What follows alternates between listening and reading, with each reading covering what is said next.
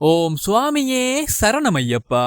அனைத்து ஐயப்ப பக்தர்களுக்கும் அன்பு அடியார்களுக்கும் என்னுடைய இனிய வணக்கங்கள். நண்பர்களே, இப்ப நாம பார்க்கக்கூடிய வீடியோ அப்படிங்கிறது அனைத்து ஐயப்ப பக்தர்களுக்கும் ரொம்பவுமே ஸ்பெஷலான ஒரு வீடியோவா இருக்கும். எதனால அப்படின்னா, ஐயப்ப பக்தர்களுக்கு ஐயப்ப சுவாமியினுடைய அனுக்கிரகம் கிடைத்திருப்பதை உணர்த்தக்கூடிய முக்கியமான அறிகுறிகளை பற்றி பார்க்க போறோம். அதிலும் மிக முக்கியமாக சொல்லணும் அப்படின்னா, ஐயப்ப பக்தர்களுடைய வீட்டில் ஐயப்ப சுவாமியின் நடமாட்டம் இருப்பதை உணர்த்தக்கூடிய முக்கியமான 3 அறிகுறிகளை பற்றியும், ஐயப்பனுடைய அருள் பெற்ற நபர்களுக்கு மட்டுமே வரக்கூடிய ரொம்ப ரொம்ப ரகசியமான 7 கனவுகள் என்னென்ன, ஐயப்பனுடைய அனுக்கிரகம் பெற்று அவருடைய அம்சத்தில் பிறந்திருக்கக்கூடிய ராசிக்காரர்கள் யார் யார், ஐயப்பனை நீங்கள் வணங்கும் போது உங்களுக்கு தென்படக்கூடிய அறிகுறிகளுக்கான பலன்கள் என்னென்ன, மேலும் ஐயப்பனுடைய அனுக்கிரகம் பெற்ற நபர்களுக்கு என்ன மாதிரியான நன்மைகள் கிடைக்கும் அப்படின்னு சொல்லி இந்த ஒரே பதிவின் மூலமா தெளிவா பார்க்க இருக்கும். அதனால நண்பர்களே, இந்த பதிவு அப்படிங்கிறது கொஞ்சம் பெருசா தான் இருக்கும் அப்படின்னு நினைக்கிறேன். இருந்தாலுமே இந்த பதிவை நீங்க லைக் பண்ணி இல்லன்னா வாட்சிங் லேட்டர்ல போட்டு வச்சு உங்களுக்கு டைம் கிடைக்கிற போதெல்லாம் பாத்துக்கோங்க.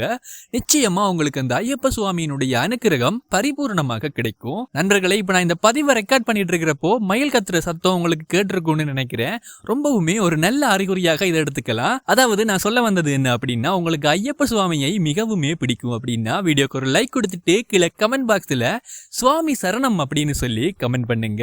நிச்சயமாய் அனைவருக்கும் அந்த ஐயப்பனுடைய அனுக்கிரகம் பரிபூர்ணமாக கிடைக்கட்டும். வாங்க இப்ப பதிவுக்குள்ள போகலாம். அந்த வகையில் முதல்ல நாம அந்த ஐயப்ப சுவாமியின் நடமாட்டம் நம் வீட்டில் இருப்பதை உணர்த்தக்கூடிய முக்கியமான 3 அறிகுறிகளை பற்றி தான் பார்க்க போறோம். அதனால இந்த 3 அறிகுறிகளில் ஏதாச்சும் ஒரு அறிகுறி உங்க வீட்டில் தென்படுகிறது அப்படின்னாலே நிச்சயமா அந்த ஐயப்ப சுவாமி உங்க வீட்டில் குடிக்கொண்டிருக்கிறார் அப்படிங்கறத நீங்க தெரிஞ்சுக்க முடியும். ஐயப்ப சுவாமியின் நடமாட்டம் நம் வீட்டில் இருப்பதை உணர்த்தக்கூடிய முதல் அறிகுறி என்ன அப்படின்னா, நமக்குள்ளாடி ஒரு விதமான தெய்வீக நற்குணங்கள் ஏற்பட தொடங்கும். அது என்ன தெய்வீக நற்குணங்கள் அப்படின்னு பார்த்தோம்னா, வழக்கமாவே நம்ம வீட்டில் இருக்கக்கூடிய பூஜை அறையில் இறைவனை நோக்கி பிரார்த்தனைகள் செய்வது, பூஜை புனஸ்காரங்கள் செய்வது போன்ற பலவிதமான தெய்வீக காரியங்கள்ல நாம ஈடுபட்டிருப்போம். இருந்தாலுமே நம்ம மனதுல ஏதோ ஒரு இடைவெளியும் ஏதோ ஒரு தீராத ஆசையும் இருப்பது போன்றும், நம்ம ஆத்மா திருப்தி அடையாதது போன்ற ஒரு உணர்வும் ஏற்பட்டுட்டே இருக்கும். ஆனா ஒருவேளை உங்க வீட்டில் அந்த ஐயப்ப சுவாமியினுடைய நடமாட்டம் இருக்குது அப்படின்னா, நீங்க ஆழமாக தெய்வீக நற்காரியங்களில் ஈடுபடும் போது ஒரு விதமான ஆத்மார்த்தமான திருப்தியையும் மன திருப்தியையும் உங்களால உணர முடியும். அதாவது நீங்க சிம்பிளா அந்த இறைவனை நோக்கி வழிபடுறீங்க அப்படின்னா உடனடியாக உங்களுக்குள்ளாடி ஒரு சிலிர்ப்பு ஏற்படுவது, அப்படி இல்லைன்னா ஒரு விதமான ஆத்ம திருப்தி ஏற்படுவதை உங்களால உணர முடியும். அது மட்டும் இல்லாம பூஜை புனஸ்காரங்கள் செய்யறீங்க அப்படின்னாலும் ஒரு மன அமைதியோடு ஒரு நிலைப்பாட்டோடு மனப்பூர்வமாக அந்த காரியங்கள்ல உங்களால ஈடுபடக்கூடிய மாதிரி இருக்கும். இந்த ஐயப்ப சுவாமியினுடைய நடமாட்டம் வீட்டில் ஏற்பட தொடங்கி இருக்குது அப்படின்னா நிச்சயமா உங்களை மறந்து உங்க வாழ்வில் இன்பம் ஏற்பட்டாலும் சரி துன்பம் ஏற்பட்டாலும் சரி அந்த ஐயப்பனுடைய நாமத்தை அடிக்கடி உங்களுடைய வாய் விட்டு சொல்ற மாதிரி உங்களுக்கு ஏற்படும். இந்த மாதிரி உங்களை அறியாமலேயே உங்களுடைய உடலில் சிலிர்ப்பு ஏற்படுவது, அப்படி இல்லைன்னா மனதில் ஒரு விதமான அமைதி, நிம்மதி, ஆத்ம திருப்தி ஏற்படுவது போன்ற உணர்வுகள் ஏற்படுது அப்படின்னா நிச்சயமா உங்க வீட்டில் ஐயப்ப சுவாமியின் நடமாட்டம் இருக்குது அப்படிங்கிறது தான் அர்த்தம். அடுத்ததா நாம 2வதா பார்க்கக்கூடிய அறிகுறி தான் ரொம்ப ரொம்ப முக்கியமான ஒரு அறிகுறியாக விளங்குது. அதாவது உங்க வீட்டில் திடீரென நெய்யின் வாசனை ஏற்படும். அதாவது நாம சமையலுக்கு பயன்படுத்தக்கூடிய நெய்யின் வாசனை திடீரென உங்க வீட்டுக்குள் வருது அப்படின்னா அந்த ஐயப்பன் உங்கள் வீட்டில் நடமாடுகிறார் அப்படிங்கிறத நீங்க தெரிஞ்சுக்க முடியும். அதுக்கும் நீங்க உங்க வீட்டில் அன்னைக்கு நெய் எடுத்திருக்கவே மாட்டீங்க, அப்படி இல்லைன்னா சமையலுக்கு கூட அந்த நெய்யை பயன்படுத்தி இருக்கவே மாட்டீங்க. அப்படி இருந்தும் திடீரென எங்கிருந்தோ உங்க வீட்டுக்குள் நெய்யுடைய வாசனை வருகிறது அப்படின்னா நிச்சயமா உங்க வீட்டில் தான் அந்த ஐயப்பன் குடிக்கொண்டிருக்கிறார் அப்படிங்கிறது அர்த்தம். அடுத்து நாம 3வதா பார்க்கக்கூடிய இந்த அறிகுறி அப்படிங்கிறது பெரும்பாலும் எல்லா ஐயப்ப பக்தர்களுடைய வீட்டிலும் ஏற்பட்டிருக்கும் அப்படின்னு தான் நான் நினைக்கிறேன். எதனால அப்படின்னா, இந்த அறிகுறிகள் என்னோட வீட்டில் ஏற்பட்டிருக்குது அப்படின்னு சொல்லி பெரும்பான்மையான ஐயப்ப பக்தர்கள் இணையதளங்கள்ல காணொளிகளை வெளியிட்டிருக்காங்க. அதாவது அந்த அறிகுறி என்ன அப்படின்னா, உங்க வீட்டில் இருக்கக்கூடிய அந்த ஐயப்ப சுவாமியின் உருவப்படங்களை சுத்தி அதிகமான உயிரினங்களுடைய நடமாட்டம் ஏற்பட தொடங்கும். அதாவது விட்டில் பூச்சியாக இருக்கலாம், பூச்சிகளாக இருக்கலாம், மின்மினி பூச்சிகள், ஈசல்கள், வண்டுகள் போன்ற உயிரினங்கள் அதிகமாக அந்த ஐயப்ப சுவாமியினுடைய உருவப்படத்தை நோக்கி ஈர்க்கப்படுற மாதிரி இருக்கும். அதிலும் குறிப்பிட்டு ஒரு உயிரினத்தை சொல்லணும் அப்படின்னா பல்லிகள். பெரும்பாலும் எல்லாரோட வீட்லயும் இந்த பல்லிகள் அப்படிங்கிறது குடிக்கொண்டிருக்கும். பொதுவாகவே இந்த பல்லிகள் அப்படின்னா தெய்வீக ஆற்றலை கிரகிக்கக்கூடிய ஒரு உயிரினம் அப்படின்னு சொல்லப்படுது. அதனாலதான் பல்லிகள் இருக்கக்கூடிய வீட்டில் அதிகமான நன்மைகள் நிகழும் அப்படின்னு சொல்லியும் நம் முன்னோர்கள் சொல்லுவாங்க. அடுத்ததா நாம அந்த ஐயப்ப சுவாமியினுடைய பரிபூரணமான அருளை பெற்ற நபர்களுக்கு மட்டுமே வரக்கூடிய ரொம்ப ரொம்ப ரகசியமான 7 கனவுகளை பற்றி தான் பார்க்க போறோம். இந்த 7 கனவுகளில் ஏதாவது ஒரு கனவு நீங்க இரவு தூங்கும் போது உங்களுக்கு வருகிறது அப்படின்னா சந்தேகமே கிடையாதுங்க, நீங்க அந்த ஐயப்ப சுவாமியினுடைய அனுக்கிரகத்தை பரிபூர்ணமாக பெற்ற ஒரு நபராக இருப்பீங்க. அந்த வகையில் ஐயப்ப பக்தர்களுக்கு வரக்கூடிய முதல் கனவு என்ன அப்படின்னா, கருப்பு ஆடைகள் அணிந்த சிறுவர்களை நம்முடைய கனவில் காண்போம். அதாவது கருப்பு ஆடைகள் அப்படிங்கிறது ஐயப்பனுக்கு மிகவுமே உகந்த ஆடை அப்படிங்கிறது எல்லாருக்குமே தெரிஞ்சிருக்கும். அதனாலதான் ஐயப்பன் விரதம் இருக்கும் போது கருப்பு நிற ஆடை அணிந்து விரதம் இருப்பாங்க. அந்த வகையில் நம்முடைய கனவில் கருப்பு ஆடை அணிந்தபடி ஒரு சிறுவன் நம் வீடு தேடி வருவது போன்ற கனவுகள் நமக்கு வரும். அப்படியும் இல்லைன்னா நாம் எங்கோ ஒரு சாலையில் நடந்து செல்வது போன்றும் நமக்கு அருகிலேயோ நமக்கு முன்னாடியோ ஒரு சிறுவன் கருப்பு உடை அணிந்து செல்வது போன்றோ கனவு நமக்கு வருது அப்படின்னா அந்த ஐயப்ப சுவாமியின் அருள் நமக்கு இருக்குது அப்படிங்கிறதையும், நம் வாழ்வில் மிக மிக விரைவாக ஏதோ ஒரு நல்ல செய்தி நம் செவிகளை எட்ட போகிறது அப்படிங்கிறது தான் அர்த்தம். அடுத்து 2வது கனவு என்ன அப்படின்னா, நம்மளோட கனவில் புலியை காண்பது. என்னது புலிய காண்கிறதா அப்படின்னு சொல்லி பயப்பட தேவை கிடையாது. அந்த ஐயப்ப சுவாமியின் வாகனம் தான் புலி. புலியை கண்டால் ஐயப்பனை கண்டது போல் ஆகும் அப்படின்னு சொல்லி நம் மூதாதையர்களே சொல்லியிருக்காங்க. அதனால நம் கனவில் புலி தோன்றுச்சு அப்படின்னு சொன்னா நிச்சயமா அந்த ஐயப்பனின் தரிசனம் நமக்கு கிடைத்து விட்டது அப்படிங்கிறது தான் அர்த்தம். அதுக்கும் அந்த கனவு எப்படி வரும் அப்படின்னா, நாம சபரிமலைக்கு யாத்திரை செல்வது போன்றும் யாத்திரை செல்லும் வழியில் காட்டின் நடுவில் அந்த புலி நமக்கு வழிகாட்டுவது போன்றும் கனவு ஏற்படும். இல்ல அப்படின்னா ஏதோ ஒரு காட்டில் நாம் தொலைந்து விட்டது போன்றும் தொலைந்து அந்த காட்டில் புலி நமக்கு வழிகாட்டுவது போன்றும் கனவு ஏற்படும். இந்த கனவு உங்களுக்கு வருகிறது அப்படின்னா உங்க வாழ்வில் இருக்கக்கூடிய துன்பங்கள் விலகும் அப்படிங்கிறதும் உங்களுக்கு இருக்கக்கூடிய எதிரிகள் ஒளிந்து போவார்கள் அப்படிங்கிறதும் தான் அர்த்தம். அடுத்து நாம 3வதா பார்க்கக்கூடிய கனவுதான் ரொம்பவுமே முக்கியமான ஒரு கனவு. அதாவது அந்த ஐயப்ப சுவாமியினுடைய கோவிலை நம்முடைய கனவில் காண்போம். ஐயப்பன் கோவில் அப்படின்னா அது அந்த சபரிமலையாக இருக்கலாம். அப்படி இல்லைன்னா உங்க ஊர்களில் இருக்கக்கூடிய ஏதாவது ஒரு ஐயப்பன் கோவில் உங்களுடைய கனவில் தோன்றுகிறது அப்படின்னா நிச்சயமாக அந்த ஐயப்பன் உங்களை தன்னுடைய கோவிலுக்கு மிக விரைவாக வரும்படி அழைக்கிறார் அப்படிங்கிறது தான் அர்த்தம். அதுக்கும் அந்த கனவு எப்படியெல்லாம் வரும் அப்படின்னா, நீங்க ஐயப்பன் கோவில் வளாகத்தில் தொண்டுகள் ஆற்றுவது போன்றும் இல்லைன்னா ஐயப்பன் கோவிலுக்குள் நுழைவது போன்றும் கனவுகள் ஏற்படும். அடுத்து நாம 4வதா பார்க்கக்கூடிய கனவு உங்களுக்கு வருகிறது அப்படின்னா, இந்த கனவு வந்த மறுநாளிலிருந்தே உங்களுக்கு இருக்கக்கூடிய பணப்பிரச்சனைகள் உங்களை விட்டு விலகும் அப்படின்னு சொல்லப்படுது. அதாவது உங்களுடைய கனவில் ஐயப்பனுடைய விக்கிரகத்தை நீங்க காண்பீங்க. ஐயப்பனுடைய விக்கிரகத்தை பார்ப்பது அப்படின்னா உங்க கனவில் ஏதோ ஒரு ஐயப்பன் கோவிலில் இருப்பது போன்றும் அந்த ஐயப்பன் கோவிலில் இருக்கக்கூடிய விக்கிரகத்திற்கு பூஜை நடப்பது போன்றும் நைவேத்தியங்கள் படைப்பது போன்றும் கனவுகள் வரும். அப்படி இல்லைன்னா ஐயப்பனுடைய விக்கிரகத்திற்கு நெய் அபிஷேகம் செய்வதை நீங்க காண்பது போன்றோ இல்லைன்னா நீங்களே அந்த ஐயப்பன் விக்கிரகத்திற்கு அபிஷேகம் செய்வது போன்றோ கனவு ஏற்பட்டுச்சுது அப்படின்னா நிச்சயமா உங்களுக்கு இருக்கும் பணப்பிரச்சனைகள் அறவே ஒளிந்து போகும் அப்படிங்கிறது தான் அர்த்தம். அடுத்து நாம 5வதா பார்க்கக்கூடிய கனவு நிறைய பேருக்கும் வந்திருக்கும். அதாவது கூட்டம் கூட்டமாக ஐயப்ப பக்தர்களை நாம கனவில் காண்போம். அதாவது எப்படி அந்த கனவு வரும் அப்படின்னா, நாம எங்கோ ஒரு சாலையில் நிற்பது போன்றோ இல்லைன்னா கோவிலுக்கு அருகாமையில் நிற்பது போன்றும் அந்த சாலையை நிறைய ஐயப்ப பக்தர்கள் சரண கோஷம் பாடிக்கொண்டு கடந்து செல்வது போன்றும் கனவு வரும். இல்லைன்னா நம்மளோட வீட்டின் வாசல் பகுதியில் ஐயப்ப பக்தர்கள் சரணகோஷம் பாடிக்கொண்டு செல்வது போன்ற கனவுகள் ஏற்படும். இந்த கனவு உங்களுக்கு வந்துச்சு அப்படின்னா உங்க வாழ்வில் சகலவிதமான சௌபாக்கியங்களும் ஏற்பட போவதாக அர்த்தம். அடுத்து 6வதா பார்க்கக்கூடிய கனவு உங்களை கொஞ்சம் பயமுறுத்துற மாதிரி இருக்கும். அதாவது புலி உங்களை துரத்திச் செல்வது போன்ற கனவு ஏற்படும். நாம முன்னாடி பார்த்தோம் புலி உங்களுக்கு வழிகாட்டக்கூடிய கனவு. ஆனா இப்ப பார்க்கக்கூடிய கனவு என்ன அப்படின்னா, புலி உங்களை கடுமையாக துரத்திட்டு வர மாதிரியான கனவு ஏற்படும்.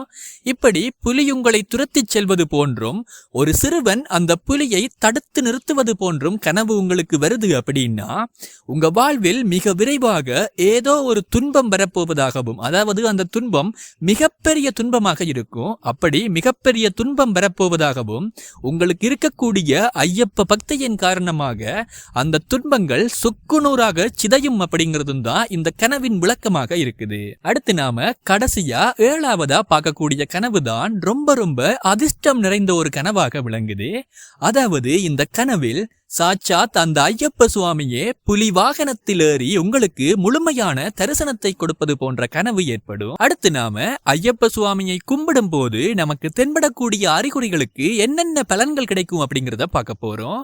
அதாவது ஐயப்பனை கும்பிடும் போது நமக்கு கண்ணீர் வந்தால் என்ன பலன், கொட்டாவி வந்தால் என்ன பலன், ஐயப்பனின் உருவப்படத்திலிருந்து பூ விழுந்தால் என்ன பலன், கோயில் மணியோசை நமக்கு கேட்டால் என்ன மாதிரியான பலன்கள் நமக்கு கிடைக்கும் அப்படிங்கிறத இப்ப நாம பார்க்கலாம். அந்த வகையில் ஐயப்ப வழிபாட்டின் போது நமக்கு தென்படக்கூடிய முதல் அறிகுறி என்ன அப்படின்னா, திடீரென நம் கண்களிலிருந்து கண்ணீர் வருவது.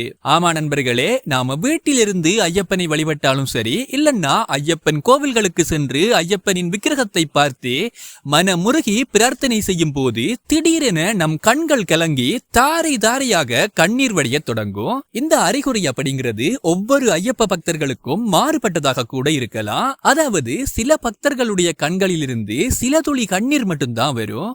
அதே சமயம் மற்ற சில பக்தர்களுக்கு அதிகளவான கண்ணீர் தாரை தாரையாக வரும். அது எப்படி வந்தாலும் சரி, உங்க கண்களிலிருந்து ஐயப்ப வழிபாட்டின் போது கண்ணீர் வருகிறது அப்படின்னா அதற்கு ஒரே ஒரு அர்த்தம் மட்டும்தான் இருக்க முடியும். அதாவது அந்த ஐயப்ப சுவாமி உங்களை முழுமையாக ஏற்றுக்கொண்டு விட்டார் அப்படின்னும், நீங்க அந்த ஐயப்பனின் விருப்பத்திற்குரிய நபர்களாக மாறியுள்ளீர்கள் அப்படிங்கிறதும் தான் அர்த்தம். இது எதனால நிகழ்கிறது அப்படின்னா, நீங்க அணு தினமும் அந்த ஐயப்பனையே சதா காலமும் எண்ணி வழிபாடு செய்வதன் மூலமாக உங்களுடைய மனதில் பரிபூர்ணமாக அந்த இறைவன் குடிகொள்வதால் இறைவனுடைய விக்கிரகத்தை கண்ட மறுநொடியே உங்களை அறியாமல் உங்களுடைய கண்களில் இருந்து கண்ணீர் வருகிறது. இதற்கு காரணம் என்ன அப்படின்னா, அந்த ஐயப்பன் பரிபூர்ணமாக உங்களை ஆட்கொண்டு விட்டார் அப்படிங்கிறது தான் அர்த்தம். அதனால ஐயப்ப வழிபாட்டில் கண்ணீர் வரக்கூடிய நபர்கள் மிக மிக பாக்கியசாலிகள் அப்படின்னு சொல்லப்படுது. அடுத்து 2வது அறிகுறியாக நாம ஐயப்ப சுவாமியை வழிபடும் போது திடீரென நமக்கு கொட்டாவி ஏற்படும். இப்படி வழிபாட்டின் போது கொட்டாவி வந்துருச்சு அப்படின்னா பெரும்பான்மையான பக்தர்கள் பயப்படத்தான் செய்வாங்க. என்னோட வழிபாட்டுல ஏதாச்சும் குற்றங்குறை இருக்குதா அப்படின்னு சொல்லி. ஆனா உங்களுக்கு வழிபாட்டின் போது கொட்டாவி வருது அப்படின்னா யாருமே பயப்படவே தேவை கிடையாது. எதனால அப்படின்னா, பொதுவாவே கொட்டாவி அப்படிங்கறத கெட்ட ஆவி அப்படின்னு சொல்லுவாங்க. ஆமா நண்பர்களே, நம்ம உடலில் இருக்கக்கூடிய தேவையற்ற கழிவு வாயுக்களையும் கெட்ட வாயுக்களையும் நமக்குள் இருந்து வெளித்தள்ளக்கூடிய ஒரு விடயம்தான் இந்த கொட்டாவி அப்படின்னு சொல்லப்படுது. அப்படிப்பட்ட இந்த கொட்டாவி ஐயப்ப வழிபாட்டின் போது நமக்கு ஏற்படுகிறது அப்படின்னா, நமக்குள் இருக்கக்கூடிய நெகட்டிவ் வைப்ரேஷன்ஸ் அப்படின்னு சொல்லப்படும் எதிர்மறையான ஆற்றல்கள் வெளியில் தள்ளப்பட்டு அந்த ஐயப்ப சுவாமியினுடைய கடாட்சம் நமக்குள் நிறைகிறது அப்படிங்கிறது தான் அர்த்தம். அடுத்து நாம 3வதா பார்க்கக்கூடிய அறிகுறி தான் ரொம்ப ரொம்ப முக்கியமான ஒரு அறிகுறியாக விளங்குது. அதாவது நாம அந்த ஐயப்ப சுவாமியை கோவிலுக்கு சென்றோ அப்படி இல்லைன்னா வீட்டில் இருந்து கொண்டோ வழிபடும் போது திடீரென கோவிலின் மணியோசை சத்தம் நம்முடைய காதுகளில் விழும். அதாவது ஐயப்ப வழிபாட்டின் போது நமக்கு கோவிலின் மணியடிக்கும் சத்தம் காதுகளில் கேட்கிறது அப்படின்னா, நாம அந்த சமயத்தில் ஐயப்ப சுவாமியிடம் எதை வேண்டி பிரார்த்தனை செய்தோமோ அந்த பிரார்த்தனை அப்படியே நடந்தேறும், அப்படியே ஈடேறும் அப்படிங்கறத அந்த ஐயப்ப சுவாமி நமக்கு தெரியப்படுத்துகிறார் அப்படிங்கிறது தான் இதற்கான அர்த்தமாக விளங்குது. அதனால எத்தனை பேருக்கு ஐயப்ப வழிபாட்டின் போது கோவில் மணியோசை கேட்டுச்சு அப்படிங்கறத கமெண்ட் பண்ணுங்க. அடுத்து நாம 4வதா பார்க்கக்கூடிய அறிகுறி என்ன அப்படின்னா, நாம அந்த ஐயப்பனை வழிபடும் போது நிச்சயமா எல்லாருமே அந்த ஐயப்பனுடைய உருவப்படத்திற்கும் விக்கிரகங்களுக்கும் பூ மாலைகளையோ அப்படி இல்லைன்னா பூக்களையோ சாட்டித்தான் வழிபடுவோம். அப்படி நாம அந்த ஐயப்ப சுவாமியை வழிபட்டு கொண்டிருக்கும் சமயம் அந்த ஐயப்ப சுவாமியினுடைய உருவப்படத்திலோ உருவ சிலையில் இருந்தோ திடீரென ஒரு பூ கீழே விழுகிறது அப்படின்னா நாம் நினைத்த காரியங்கள் கைகூடும் அப்படிங்கிறதும் நம் வாழ்வில் இனிமே நடக்கக்கூடிய விடயங்கள் அனைத்தும் வெற்றி பெறும் அப்படிங்கிறதும் தான் அர்த்தம். அது மட்டும் இல்லாம நம்முடைய வாழ்க்கையை அந்த ஐயப்ப சுவாமி வாழ்த்துகிறார் அப்படிங்கிறதும் நமக்கு நல்ல ஆசி வழங்குகிறார் அப்படிங்கிறதும் இதற்கான அர்த்தமாக விளங்குவதாக சாஸ்திரங்களில் குறிப்பிடப்பட்டிருக்கு. அடுத்ததா நாம ஐயப்ப பக்தர்களுடைய வீட்டில் கட்டாயம் இருக்கவே கூடாத மிக முக்கியமான 4 பொருட்கள் என்னென்ன, இந்த பொருட்கள் எதனால நம் வீட்டில் இருக்கக்கூடாது அப்படிங்கிறதையும், இந்த பொருட்கள் ஒருவேளை நம் வீட்டில் இருக்குது அப்படின்னா என்ன மாதிரியான பலன்கள் கிடைக்கும், குறிப்பாக ஐயப்ப பக்தர்களுக்கு இதனால என்ன தீமைகள் உண்டாகும் அப்படிங்கறத பார்க்க போறோம். அந்த வகையில் நாம முதல்ல பார்க்கக்கூடிய பொருள் என்ன அப்படின்னா உடைந்த கண்ணாடிகள். ஆமா நண்பர்களே, உடைந்த கண்ணாடிகள் அப்படின்னா அது அனைத்து விதமான கண்ணாடிகளையும் தான் குறிக்கும். அதாவது உங்களுடைய முகம் பார்க்கக்கூடிய கண்ணாடி உடைந்திருந்துச்சு அப்படின்னா அதை உடனடியாக தூக்கி போட்டுட்டு ஒரு புதிய கண்ணாடியை வாங்கிக்கோங்க. அப்படி இல்லைன்னா ஏதாவது கண்ணாடி பாத்திரங்கள், கண்ணாடி கிளாஸ் போன்றவை உடைந்து காணப்படுது அப்படின்னா நிச்சயமா அதை நீங்க உங்க வீட்டில இருந்து அப்புறப்படுத்திட்டீங்க அப்படின்னாலே பெரிய அளவிலான நன்மைகள் உங்களுக்கு கிடைக்க தொடங்கும். சிம்பிளா சொல்லணும்னா உங்க வீட்டில் உள்ள கண்ணாடி அது எதுவாக இருந்தாலும் உடைந்து காணப்படும் பட்சத்தில் அதை நீங்க உடனடியாக தூக்கி போட்டுருங்க. அப்படி செய்தீங்க அப்படின்னா நிச்சயமா அந்த ஐயப்பனுடைய அருள் கிடைப்பதோடு சகல விதமான சௌபாக்கியங்களும் உங்க வீட்டுக்கு வந்து சேர தொடங்கும். அடுத்து 2வது பொருள் என்ன அப்படின்னா ஓடாத கடிகாரங்கள். ஒருவேளை உங்க வீட்டில் இருக்கக்கூடிய கடிகாரங்கள் ரிப்பேர் ஆகி ரொம்ப நாள் ஆயிடுச்சு, பழுதுபட்டு போய் இருக்குது, அதனால ஓட முடியல அப்படின்னா அந்த கடிகாரத்தை இயன்ற அளவுக்கு உங்க வீட்டிலிருந்து தூரமா தூக்கி போட்டுருங்க, இல்லைன்னா அப்புறப்படுத்திடுங்க. எதனால அப்படின்னா ஓடாத கடிகாரங்கள் நம்ம வீட்டில் இருந்துச்சு அப்படின்னா அந்த தெய்வங்கள் நமக்கு அனுக்கிரகம் கொடுக்கவே கொடுக்காதாம். ஒருவேளை உங்க கடிகாரத்துக்கு பேட்டரி தீர்ந்து போய் இருக்குது அப்படின்னா உடனடியா அதுக்கு ஒரு பேட்டரியை மாத்தி அந்த கடிகாரத்தை ஓடும்படி செய்யுங்க. அடுத்து 3வது பொருள் என்ன அப்படின்னா மரத்தால் செய்யப்பட்ட தளபாடங்கள் உங்க வீட்டில் உடைந்து காணப்படுகிறது அப்படின்னா அது நிச்சயமா உங்க வீட்டில் செல்வ வளத்தை குறைக்கும் அப்படின்னு சொல்லியும் பணப்பிரச்சனைகளை ஏற்படுத்தும் அப்படின்னு சொல்லியும் சொல்லப்படுது.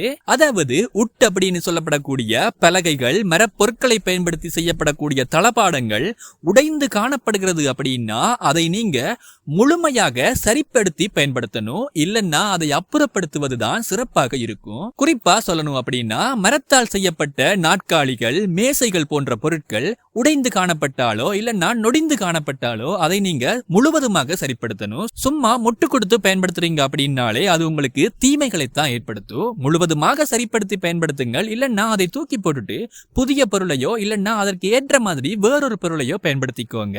அடுத்து நாம 4வதா பார்க்கக்கூடிய பொருள் தான் ரொம்ப ரொம்ப முக்கியமான பொருள். இது நிறைய பேரோட வீட்டுல இருந்தாலும் அதை நாம பெருசா கண்டுக்காம இருப்போம். அதாவது பழைய செருப்புகள். பீந்து போன, கிழிந்து போன உங்களுடைய பழைய செருப்புகளோ இல்லைன்னா சூக்களோ உங்களுடைய வீட்டில் பயன்படுத்தாம இருக்குது அப்படின்னா அது நிச்சயமா நம்ம வீட்டில் உள்ளவர்களுக்கு கடுமையான நோய் நொடிகளையும் துன்பங்களையும் மேலும் நம் வீட்டில் உள்ள செல்வ வளத்தையும் குறைக்கும் அப்படின்னு சொல்லப்படுது. அதே சமயம் வீட்டுக்குள் வரக்கூடிய மகாலட்சுமி தேவியாக இருந்தாலும் சரி, அப்படி இல்லைன்னா ஏதோ ஒரு தெய்வத்தின் ஆற்றலாக இருந்தாலும் சரி, அந்த ஆற்றல்களை இந்த பழைய செருப்பு தடுத்து விடும் அப்படின்னும் தீமையான ஆற்றல்களை நம்ம வீட்டில் அதிகம் பெருக்கும் ஈர்க்கும் அப்படின்னு சொல்லியும் சொல்லப்படுது. அடுத்ததா நாம அந்த ஐயப்ப சுவாமியினுடைய அனுக்கிரகத்தையும் அம்சத்தினையும் பிறவியிலேயே பெற்றே பிறந்திருக்கக்கூடிய ரொம்ப ரொம்ப முக்கியமான 7 நட்சத்திரக்காரர்கள் யார் யார் அப்படிங்கறத தான் பார்க்க போறோம். அதனால உங்களுடைய நட்சத்திரங்கள் இந்த பதிவில் இடம்பெற்றிருக்கா அப்படிங்கறத தெரிஞ்சுக்க வீடியோவை முழுவதுமாக பாருங்க. நண்பர்களே, நாம முன்னாடி சொன்ன மாதிரி இந்த 7 நட்சத்திரக்காரர்களுக்கும் ஐயப்பனுடைய அருள் பிறப்பிலிருந்தே கிடைப்பதற்கு ஒரே ஒரு காரணம் அப்படின்னா அது கர்ம வினையாக மட்டும்தான் இருக்குது. அதாவது நாம் நம்முடைய முன் ஜென்மத்தில் ஒரு மிகப்பெரிய ஐயப்ப பக்தராக விளங்கி இருப்போமாம். அதாவது ஐயப்பனுக்கு மாலை அணிந்து சபரிமலைக்கெல்லாம் போய் வந்திருப்போம். அப்படி நாம் நம்முடைய முற்பிறவியில் மிகச்சிறந்த ஐயப்ப பக்தனாக இருந்ததால் இந்த பிறவியில் நாம இந்த 7 நட்சத்திரங்களில் ஏதாவது ஏதாவது ஒரு நட்சத்திரத்தில் பிறந்திருப்போம் அப்படின்னு சொல்லியும், அதனாலதான் நமக்கு பிறவியிலிருந்தே அந்த ஐயப்பனுடைய அருளும் அனுக்கிரகமும் 100% கிடைத்திருக்கும் அப்படின்னு சொல்லியும் ஜோதிட சாஸ்திரங்களிலும் கர்மவினை குறிப்புகளிலும் குறிப்பிடப்பட்டிருக்கு. அந்த வகையில் நாம முதல்ல பார்க்கக்கூடிய ஐயப்பனின் அனுக்கிரகம் பெற்ற நட்சத்திரக்காரர்கள் உத்திரம் நட்சத்திரக்காரர்கள். ஆமா நண்பர்களே, இந்த உத்திர நட்சத்திரத்தில் பிறந்த அனைத்து நபர்களுக்கும், அதாவது ஆண்கள் பெண்கள் அப்படின்னு அனைத்து நபர்களுக்கும் நிச்சயமாக அந்த ஐயப்பனுடைய அனுக்கிரகம் இருக்குமா. இதில் முக்கியமான விடயம் என்ன அப்படின்னா, இது ராசிக்கானதோ லக்கினத்துக்கான பதிவோ கிடையாது. அதனால யாருமே குழப்பிக்கொள்ள வேணாம். இது முழுக்க முழுக்க நட்சத்திரத்திற்கான பதிவு. பொதுவாவே ஒரு நட்சத்திரம் அப்படின்னு எடுத்துக்கிட்டோம்னா 4 பாதங்கள் இருக்கும். அந்த 4 பாதத்தில் நீங்க எந்த பாதத்தில் பிறந்திருந்தாலும் சரி, அந்த நட்சத்திரத்தில் நீங்க பிறந்தாலே போதும், உங்களுக்கு ஐயப்பனுடைய அருள் பரிபூரணமாக கிடைக்குமா. அந்த வகையில் நீங்க இந்த உத்திரம் நட்சத்திரத்தில் பிறந்திருந்தீங்க அப்படின்னா முழுக்க முழுக்க உங்களுக்கு அந்த ஐயப்பனுடைய அம்சங்களும் பொருந்தி இருக்கும் அப்படின்னு சொல்லப்படுது. அதாவது இந்த உத்திரம் நட்சத்திரத்தில் தான் அந்த ஐயப்ப சுவாமியே அவதரித்தார் அப்படின்னு சொல்லி புராணங்களில் சொல்லப்பட்டிருக்கு. அதனால இந்த உத்திரம் நட்சத்திரத்தில் பிறந்த அனைவருமே ரொம்ப ரொம்ப கொடுத்து வைத்த நபர்கள் அப்படிங்கிறது தான் அர்த்தம். நண்பர்களே, நான் திரும்ப திரும்ப சொல்லக்கூடிய விடயம் என்ன அப்படின்னா, நீங்க ஆண்களா இருந்தாலும் சரி பெண்களா இருந்தாலும் சரி, நாம இப்ப பார்க்கக்கூடிய இந்த நட்சத்திரங்களில் நீங்க பிறந்திருந்தீங்க அப்படின்னாலே நிச்சயமா உங்களுக்கு அந்த ஐயப்ப சுவாமியினுடைய அனுக்கிரகம் இருக்கும். அந்த வகையில் நாம அடுத்து 2வதா பார்க்கக்கூடிய நட்சத்திரம் புனர்பூசம் நட்சத்திரம். இந்த புனர்பூசம் நட்சத்திரத்தில் பிறந்தவர்கள் இயல்பாவே ஐயப்பன் மீது நாட்டம் கொண்டவர்களாகவும் மிகப்பெரிய ஐயப்ப பக்தர்களாகவும் விளங்குவாங்களாம். இதற்கு காரணம் என்ன அப்படின்னா, இந்த புனர்பூசம் நட்சத்திரம் முழுக்க முழுக்க அந்த ஐயப்ப சுவாமியினுடைய ஆதிக்கம் நிறைந்த ஒரு நட்சத்திரம் அப்படின்னு சொல்லப்படுது. அடுத்து 3வதா அவிட்டம் நட்சத்திரம். அவிட்டம் நட்சத்திரம் அப்படின்னாலே அது ஆன்மீக ஆதிக்கம் நிறைந்த நட்சத்திரம் அப்படின்னு சொல்லப்படுது. அதனாலதான் இந்த அவிட்டம் நட்சத்திரத்தில் பிறந்தவர்கள் ஆன்மீக ஈடுபாடும் ஆன்மீக நாட்டமும் கொண்டவர்களாக இருப்பாங்க. அந்த வகையில் தான் நண்பர்களே, இந்த அவிட்டம் நட்சத்திரத்தில் பிறந்த அனைவருக்கும் அந்த ஐயப்ப சுவாமியினுடைய அனுக்கிரகம் நிறைவாக இருக்குமா. அடுத்து 4வதா கேட்டை நட்சத்திரம். பெருமளவான ஐயப்ப பக்தர்கள் இந்த கேட்டை நட்சத்திரத்தில் தான் பிறந்திருக்கிறார்கள் அப்படின்னு சொல்லி ஜோதிட ரீதியாக ஒரு கூற்று கூறப்படுகிறது. அதனால இந்த கேட்டை நட்சத்திரத்தில் பிறந்தவர்கள் மிகப்பெரிய ஐயப்ப பக்தர்களாக இருப்பார்கள் அப்படின்னும், இவர்களுக்கு அந்த ஐயப்பனுடைய ஆசீர்வாதம் பரிபூரணமாக இருக்கும் அப்படின்னு சொல்லியும் சொல்லப்படுது. அடுத்து 5வதா பூரம் நட்சத்திரம். இந்த பூரம் நட்சத்திரத்தில் பிறந்தவர்கள் போன ஜென்மத்தில் மிகப்பெரிய ஐயப்ப பக்தர்களாக இருந்திருப்பார்கள் அப்படின்னும், நிச்சயமாக அந்த சபரிமலைக்கு சென்று ஐயப்பனை நேரிலேயே தரிசனம் செய்திருப்பார்கள் அப்படின்னு சொல்லியும் சொல்லப்படுது. அதனாலதான் இந்த பூரம் நட்சத்திரத்தில் பிறந்த நபர்கள் இந்த பிறவியில் கொடுப்பனவு செய்து பிறந்த நபர்கள் அப்படின்னு சொல்லுவாங்க. அது மட்டும் இல்லாம உங்களுக்கு அந்த ஐயப்பனின் ஆதிக்கமும் ஆசீர்வாதமும் பரிபூர்ணமாகவே இருக்குமா. அடுத்து 6வதா பூரட்டாதி நட்சத்திரம். இந்த பூரட்டாதி நட்சத்திரத்திற்கு அதிகளவான தெய்வீக நற்குணங்கள் இருக்கு அப்படின்னு சொல்லியும், அதனாலதான் இந்த நபர்களுக்கு ஐயப்ப சுவாமியினுடைய அனுக்கிரகம் கிடைக்க பெற்றிருக்கு அப்படின்னு சொல்லியும் சொல்லப்படுது. அதனால பூரட்டாதி நட்சத்திரத்தில் பிறந்த நபர்கள் ஐயப்ப வழிபாட்டை இடைவிடாமல் கடைபிடித்து வந்தீர்கள் அப்படின்னா ரொம்பவுமே சிறந்த பலன்கள் உங்க வாழ்வில் கிடைக்க தொடங்கும். அடுத்து நாம கடைசியா 7வதா பார்க்கக்கூடிய நட்சத்திரம் திருவோணம் நட்சத்திரம். இந்த திருவோண நட்சத்திரத்தில் பிறந்தவர்களுக்கு நிறைவான ஐயப்பனுடைய ஆசீர்வாதம் இருக்கும் அப்படின்னும், ஐயப்பனை நினைத்து விட்டு எந்த ஒரு காரியத்தை செய்தாலும் அதில் வெற்றி கிடைக்கும் அப்படின்னு சொல்லியும் சொல்லப்படுது. அடுத்ததா ஐயப்ப பக்தர்களுடைய வீட்டுக்கு அடிக்கடி காகம் வந்தால் என்ன பலன், வீட்டில் உள்ள பல்லிகள் திரும்ப திரும்ப சத்தமிட்டால் என்ன மாதிரியான பலன்கள் உண்டாகும் அப்படிங்கறத தெரிஞ்சுக்க போறோம். அந்த வகையில் உங்க வீட்டுக்கு அடிக்கடி காகம் வருது அப்படின்னா, அதாவது காகம் அப்படின்னா தனியா ஒரு காகம் தான் வரணும் அப்படிங்கிறது கிடையாது. சில நேரங்களில் கூட்டம் கூட்டமாக காகங்கள் வரும். ஒரு சில நேரங்களில் தனியா ஒரு காகம் வேணும்னாலும் வரலாம். எப்படியோ உங்களுடைய வீட்டிற்கு அடிக்கடி திரும்ப திரும்ப காகங்கள் வந்து உட்காரும். அப்படி வரக்கூடிய காகம் வெறுமனே சும்மா இருந்துட்டு போகாம உங்க வீட்டின் உச்சியை பார்த்து கரைய தொடங்கும். இந்த மாதிரியான அறிகுறி உங்க வீட்டில் தென்படுது அப்படின்னா இதற்கு 2 அர்த்தங்கள் இருப்பதாக சொல்லப்படுது. அதாவது முதல் அர்த்தம் என்ன அப்படின்னா, நீங்க அந்த ஐயப்பனை நோக்கி செலுத்தக்கூடிய பக்தியினை அந்த ஐயப்பன் ஏற்றுக்கொண்டு உங்களுடைய வீட்டிற்கு விஜயம் செய்து உங்களுடைய வீட்டிலேயே அவர் வாசம் செய்ய தொடங்கிவிட்டார் அப்படிங்கிறது தான் இதற்கான முதல் அர்த்தமாக விளங்குது. அதனாலதான் தெய்வீக சக்திகளை உணரக்கூடிய காகங்கள் உங்க வீட்டை நோக்கி ஈர்க்கப்பட்டு உங்க வீட்டின் உச்சியை பார்த்து கரைவதற்கான காரணமாக விளங்குது. பொதுவாவே நம் சாஸ்திரங்களில் காகங்கள் அப்படின்னா தெய்வீக ஆற்றலை கிரகிக்கக்கூடிய பிராணி அப்படின்னு சொல்லப்படுது. அதனாலதான் உங்க வீட்டில் அந்த ஐயப்ப சுவாமி வந்திருக்கிறார் அப்படின்னாலோ குடிகொண்டிருக்கிறார் அப்படின்னாலோ இந்த காகங்கள் திரும்ப திரும்ப உங்க வீட்டுக்கு வந்து உங்க வீட்டின் உச்சியை பார்த்து கரைந்து கொண்டே இருக்கும். அடுத்து இரண்டாவது அர்த்தம் என்ன அப்படின்னா, இப்படி வரக்கூடிய காகங்கள் உங்க வீட்டின் உச்சியை பார்த்து கரைவதற்கு பதிலாக உங்க தெருவாசலை பார்த்து கரையும். இப்படி வரும் காகம் உங்க வீட்டின் தெருவாசலை பார்த்து கரையுது அப்படின்னா மிக மிக விரைவாக உங்களுக்கு ஏதோ ஒரு துன்பம் வரப்போகிறது அப்படின்னும், அப்படி வரக்கூடிய அந்த துன்பத்தை உங்களுடைய ஐயப்ப பக்தியின் காரணமாக அந்த ஐயப்ப சுவாமியே தடுத்து நிறுத்துவார், நாசம் செய்வார் அப்படின்னும், உங்களுக்கு நன்மைகள் உண்டாகும் அப்படிங்கிறதும் இதற்கான அர்த்தமாக விளங்குது. அதனால ஒருவேளை உங்க வீட்டுக்கு வரும் காகங்கள் வாசலை பார்த்து தெருவாசலை பார்த்து கரையுது அப்படின்னா கொஞ்சம் அவதானமாக இருப்பது நல்லது. அது மட்டும் இல்லாம இயன்ற அளவுக்கு அந்த ஐயப்பனை நம்பி முழுவதுமாக ஐயப்பனிடம் சரணடைவது மிக மிக நல்ல பலன்களை கொடுக்கும். அதே சமயம் உங்க வீட்டுக்கு வரக்கூடிய காகங்கள் நீங்க போடக்கூடிய சாப்பாட்டை, அதாவது நீங்க சாதம் வச்சாலும் சரி, அப்படி இல்லைன்னா உங்களால இயன்ற ஏதாவது ஒரு தானியத்தை கொடுத்தாலும் சரி, நீங்க வைக்கும் உணவுகளை அந்த காகங்கள் உண்டு விட்டு செல்கிறது அப்படின்னா நிச்சயமாக அந்த ஐயப்ப சுவாமியினுடைய பரிபூரணமான ஆசீர்வாதமும் உங்களுக்கும் உங்க வீட்டிற்கும் கிடைக்கும் அப்படின்னு சொல்லி அர்த்தம். அதே சமயம் நீங்க வைக்கும் உணவுகளை அந்த காகங்கள் உண்ணாமல் செல்கிறது அப்படின்னா, அதாவது நீங்க சாதம் வைக்கும் போது அந்த காகங்கள் அதை சாப்பிடாம திரும்ப போகுது அப்படின்னா உங்களுக்கு ஏதோ ஒரு தோஷம் இருப்பதாக இதற்கு அர்த்தம் சொல்லப்படுகிறது. அதாவது நீங்க மேற்கொள்ளக்கூடிய விரதத்தில் ஏதோ ஒரு இடையூறு வரும் அப்படின்னும், இல்லைன்னா உங்களுடைய விரதத்தில் ஏதோ ஒரு குற்றம் குறை இருக்கிறது அப்படிங்கிறதும் தான் அர்த்தம். அதனால இந்த மாதிரி உங்களுடைய உணவுகளை காகங்கள் சாப்பிடாம போகுது அப்படின்னா இயன்ற அளவுக்கு அந்த ஐயப்பனை மனப்பூர்வமாக வணங்கி உங்களுடைய விரத முறைகளையும் நேர்த்தியாக்கி கொண்டீர்கள் அப்படின்னா ரொம்பவுமே நல்ல பலன்கள் உண்டாகும். அடுத்து நாம இரண்டாவதா பார்க்கக்கூடிய அறிகுறி தான் ரொம்ப ரொம்ப முக்கியமான அறிகுறியாக கருதப்படுது. பெரும்பாலும் எல்லா ஐயப்ப பக்தர்களுடைய வீட்டிலும் இந்த அறிகுறி தென்படும் அப்படிங்கிறதுல மாற்று கருத்தே கிடையாது. அதாவது இப்ப இருக்கக்கூடிய எல்லாரோட வீட்லயும் பெரும்பாலும் பள்ளிகள் இருக்கும். ஆனா பள்ளிகளை பார்த்தாங்க அப்படின்னாலே அடிச்சு கொண்டுடுவாங்க அப்படிங்கிறது வேற விஷயம். ஆனா நீங்க ஒரு ஐயப்ப பக்தராக இருந்து உங்களுடைய வீட்டில் இருக்கக்கூடிய பள்ளிகள் அடிக்கடி உங்களுடைய பூஜை அறையை பார்த்து சத்தமிடும், அப்படி இல்லைன்னா சாமி படத்தை பார்த்து சத்தமிடும். அப்படியும் இல்லைன்னா நீங்க அந்த ஐயப்ப சுவாமியை வணங்கும் போதோ, அந்த ஐயப்பனின் சரண கோஷத்தை சொல்லும் போதோ, அந்த ஐயப்பனை மனதில் நினைக்கும் போதோ திடீரென உங்க வீட்டில் இருக்கக்கூடிய பள்ளிகள் சத்தமிடும்.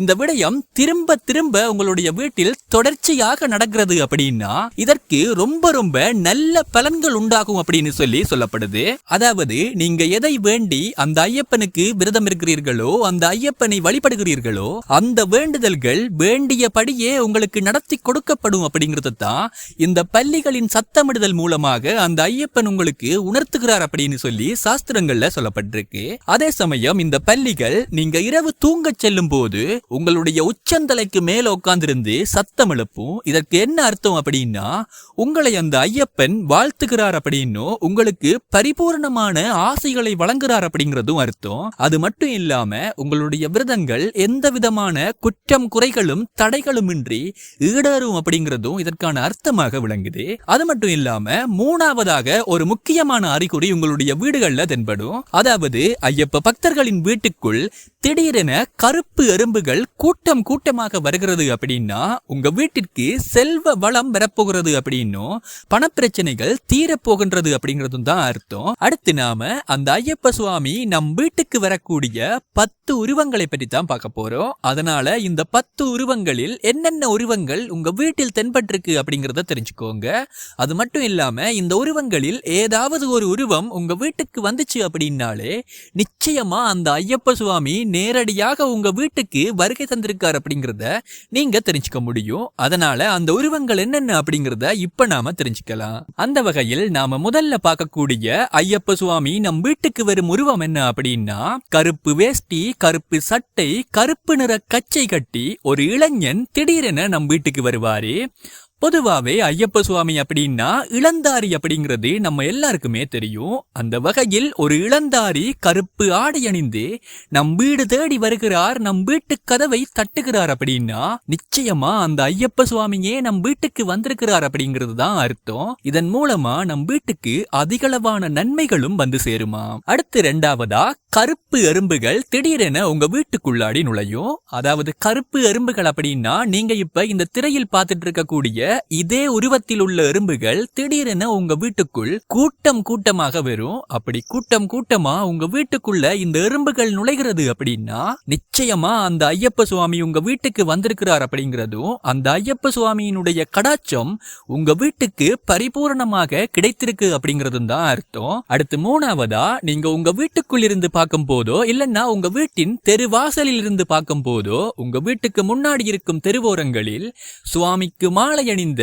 சாமிகள், அதாவது ஐயப்ப பக்தர்கள் சரண கோஷம் பாடிக்கொண்டு கருப்பு ஆடை அணிந்து கூட்டம் கூட்டமாக உங்க வீட்டுக்கு முன்னாடி செல்கிறார்கள் அப்படின்னா மிக விரைவாக அந்த ஐயப்ப சுவாமி உங்க வீடு தேடி வரப்போகின்றார் அப்படிங்கிறது தான் அர்த்தம். அதனால இந்த அறிகுறி உங்களுக்கு தென்படுது அப்படின்னா நீங்க அந்த ஐயப்பனை நோக்கி, ஐயப்ப சுவாமியே நீ என் வீட்டுக்கு வரணும் அப்படின்னு சொல்லி வழிபாடு செய்தீங்க அப்படின்னா நிச்சயமா அந்த ஐயப்பன் மனமிறங்கி உங்கள் வீடு தேடி வருவாராம். அடுத்து நாலாவதா, கன்னிச்சாமிகள் உங்க வீடு தேடி வருவார்கள்.